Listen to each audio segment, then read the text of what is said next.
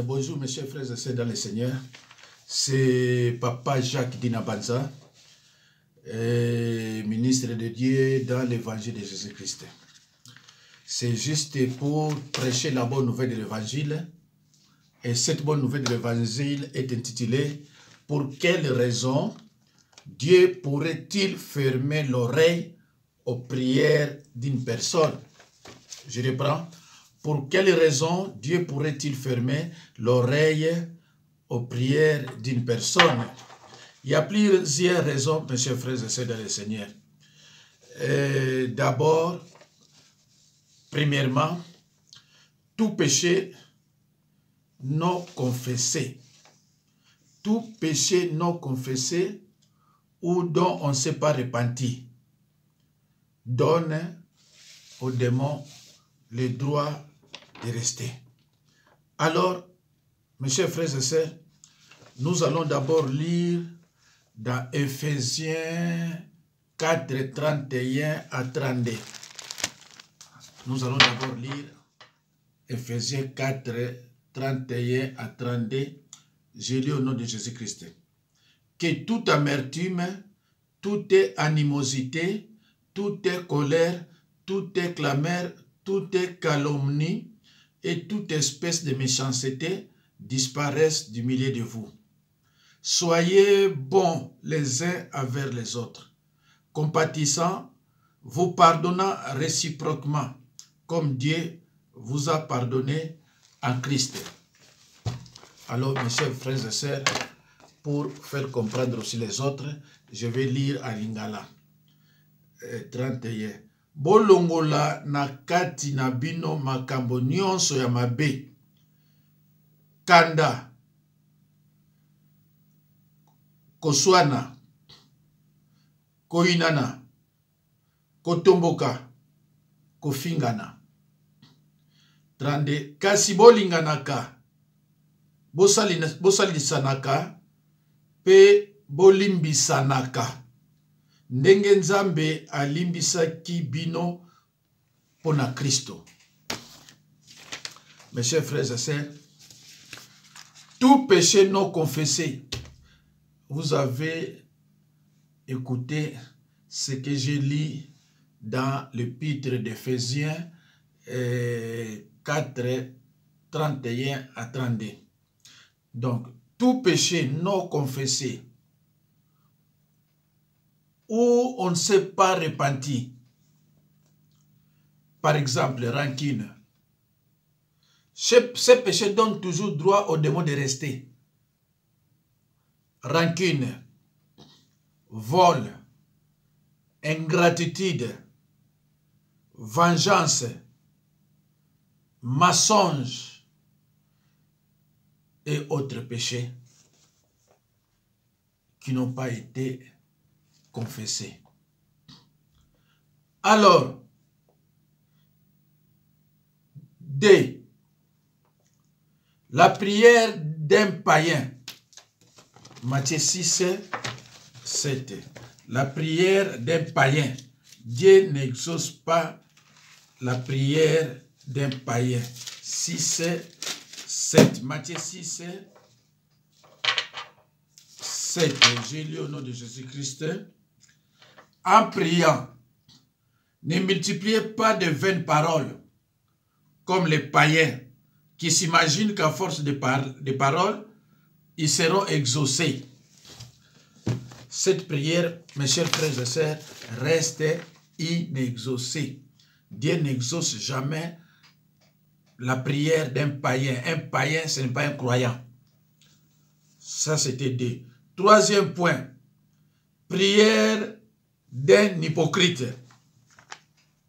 Matthieu 6, 5. Lorsque vous priez, ne soyez pas comme les hypocrites qui aiment à prier debout dans les synagogues et au coin de rue pour être vus des hommes. Je vous le dis en vérité, ils reçoivent leur récompense. Donc la prière d'un hypocrite, d'ailleurs, la Bible interdit l'hypocrisie. Il faut qu'il enlève le masque. Alors, la prière d'un hypocrite reste inexaucé. Voilà. Quatrième point, c'est la prière d'un orgueilleux, orgueil spirituel. 4. Nous allons lire dans Luc 18, 11 à 12. Je lis au nom de Jésus-Christ. Les pharisiens debout priaient à lui-même. Ô Dieu, je te rends grâce de ce que je ne suis pas comme le reste des hommes, qui sont ravisseurs, injustes, adultères, ou même comme ces publicains. Verset 12. Je jeûne 2 fois la semaine. Je donne la dîme de tous mes revenus. Mes chers frères et sœurs, il ne faut pas essayer de faire cette prière. Les pharisiens, tout en adoptant la forme de la prière, ne parlaient pas en réalité à Dieu. Il était plutôt en train d'énumérer ses mérites moraux et les réalisations de sa vie religieuse. Il se comparait aux autres et s'enorgueillissait d'être le meilleur. La fréquence répétitive du pronom personnel « je » montre à quel point il était présomptueux. Mes chers frères et sœurs, il y a d'autres qui sont là pour imiter les prières des gens. Mais il ne faut jamais imiter les prières, cette prière de ces pharisiens. On n'est pas là à juger. On n'est pas là à se comparer avec d'autres. Prier, c'est demander. Demander pour recevoir. Quand vous demandez quelque chose, lorsque vous demandez quelque chose, il faut s'adresser à Dieu. Dieu seul qui va vous répondre. Mais ce n'est pas à juger les uns et les autres ou à faire des comparaisons inutiles. Voilà. De telles prières, cette prière reste inexaucée. Dieu n'exauce pas de telles prières.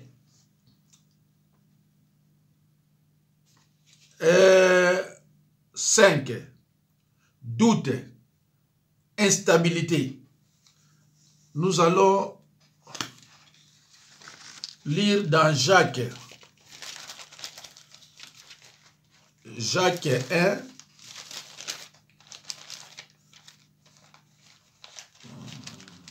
Dans Jacques 1, 6. Jacques 1, 6. Hébreu, Jacques. Alors voilà, Jacques 1, 6. Mais qu'il la demande avec foi sans douter. Car celui qui doute est semblable au flot de la mer agité par le vent et poussé de côté et d'autres. Ça, c'était le point 5. Priez sans douter. Celui qui doute, sa prière reste inexaucée. Parce que les doutes neutralisent la foi. Donc, tu ne peux pas prier et que tu n'es pas sûr de ce que tu es en train de dire. Tu ne peux pas prier sans la foi. À la place de la foi, toi tu mets les doutes. Alors ta prière ne sera jamais exaucée. 6. Prière d'un insensé. Mes chers frères et sœurs, Dieu n'exauce jamais la prière d'un insensé. Un insensé à l'ingala zoba. Dieu n'exaucera jamais sa prière. Nous allons lire dans Jacques 4, 3 à 4. Voilà. Je lis au nom de Jésus-Christ. Vous demandez et vous ne recevez pas parce que vous demandez mal dans le but de satisfaire vos passions. 4. Adultères que vous êtes, ne savez-vous pas que l'amour du monde est inimitié contre Dieu? Celui qui veut être ami du monde sera ennemi de Dieu. Frères et sœurs en Christ, nous le voulions pour notre propre plaisir égoïste. Nous cherchions fréquemment à satisfaire nos appétits naturels. Dieu n'a pas promis d'exaucer de telles prières. Et cette prière reste inexaucée. Jacques identifie l'amour, immodéré des choses matérielles à un adultère spirituel.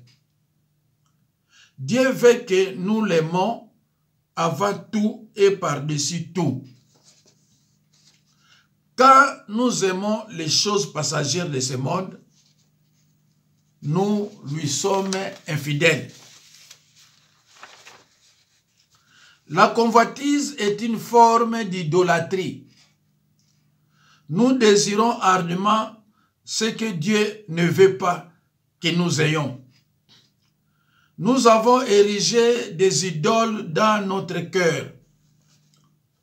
Nous mettons les choses matérielles au-dessus de la volonté de Dieu. La convoitise est par conséquent idolâtrie. Et l'idolâtrie est une infidélité à Dieu. L'amour de ce monde est également l'inimitié contre Dieu. Le monde ne désigne pas la planète sur laquelle nous vivons. Le monde ne désigne pas la planète sur laquelle nous vivons, ni le monde de la nature qui nous entoure.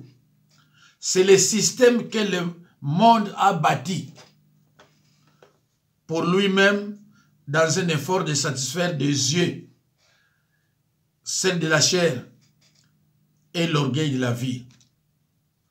Ce système ne laisse pas de place pour Dieu ni pour son Fils. Mes chers frères et sœurs dans le Seigneur, être ami du monde, c'est être l'ennemi de Dieu. Mes chers frères et sœurs, l'amour de ce monde est également inimitié contre Dieu. Le monde ne désigne pas la planète sur laquelle nous vivons, ni le monde de la nature qui nous entoure. C'est le système que le monde a bâti pour lui-même dans un effort de satisfaire ses désirs, celle de la chair et l'orgueil de la vie. C'est le système que le monde a bâti pour lui-même dans un effort de satisfaire des yeux, celle de la chair et l'orgueil de la vie. Ce système ne laisse pas de place pour Dieu ni pour son Fils. Mes chers frères et sœurs dans le Seigneur, être ami du monde, c'est être ennemi de Dieu. Alors, cette face de Dieu est vraie mauvaise. Face de Dieu est vraie mauvaise. Michée 3,4. Alors ils crieront vers l'Éternel, mais il ne leur répondra pas. Il leur cachera sa face à ces temps-là, parce qu'ils ont fait de mauvaises actions.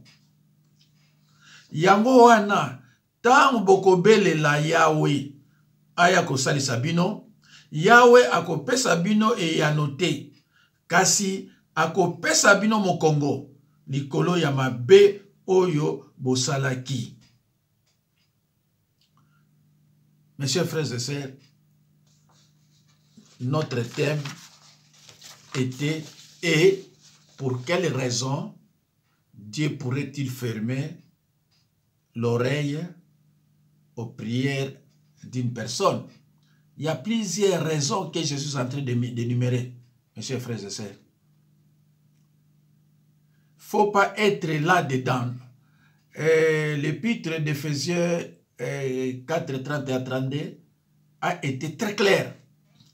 Tout péché non confessé ou dont on ne s'est pas repenti sincèrement donne au démon le droit de rester et que Dieu ne peut en aucun cas exaucer ta prière.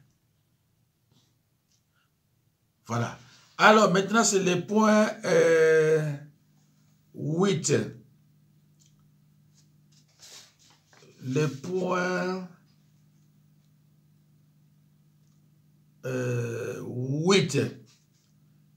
Voilà, non. Le point 8, prière d'un ingrat. Luc 17, 17. La prière d'un ingrat. Dieu n'exaucera jamais la prière d'un ingrat. Tu es ingrat et tu resteras ingrat. Luc, évangile de Luc, chapitre 17, verset 17. Jésus prenait la parole, dit, les 10 n'ont-ils pas été guéris? Et les 9 autres, où sont-ils? Jésus a guéri les 10 lépreux. Mais il y a seulement sur 10 un seul qui est revenu lui être reconnaissant. Et encore, c'est un Samaritain. Et les 9 autres ont été ingrats. Mais ce qu'ils oublient, ils étaient guéris, mais ils n'étaient pas sauvés. Sur 10, il n'y a qu'un seul qui est reconnaissant. C'est ce que nous, pasteurs, nous vivons. Vous délivrez les gens. Sur 20, il y a peut-être que 2, 3, 4 qui sont reconnaissants, les autres ingrats. L'ingratitude, un poison. Ils n'étaient pas reconnaissants. Alors, les 9 autres, Dieu ne peut en aucun cas exaucer leurs prières. Leurs prières ne seront pas exaucées. Et voilà. Pourquoi? Pour quelle raison Dieu pourrait-il fermer l'oreille d'une personne? Voilà. Tout péché non confessé. Si tu as des rancunes, tu es ingrat, tu dis que des mensonges, calomnie, tes prières ne seront pas exaucées. Alors, dès la prière d'un païen,